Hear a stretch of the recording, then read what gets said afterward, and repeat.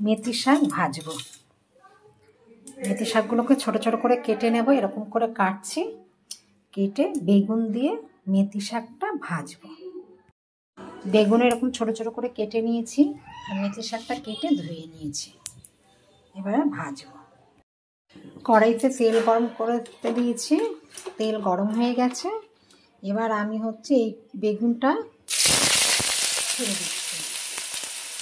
বেগুনটা আগে ভেজে তুলে নেব, না হলে বেগুনটা একদম পাক হয়ে যাবে। তুলে নিয়ে তারপর শাকটা দেব। নুন হলুদ একটু দিয়ে দেবো। বেগুনটা লাল লাল হয়ে গেছে, এবার বেগুনটা আমি তুলে নেব। এবারে এই তেলের মধ্যে শুকনো লঙ্কা ফোড়ন দেব আর মেথি ফোড়ন দেব।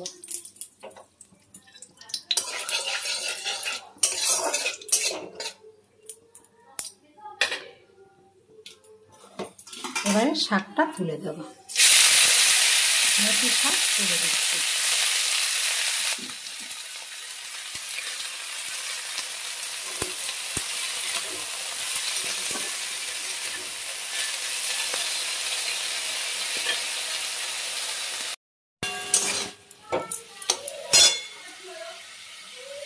এর মধ্যে আবার হলুদ দেব আর নুন দেব।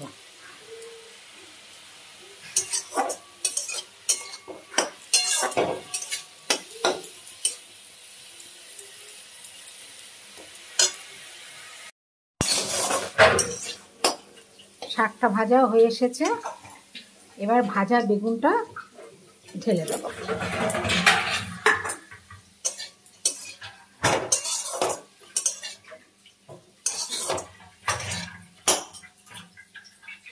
এবার নেড়ে ছেড়ে নামিয়ে নেব।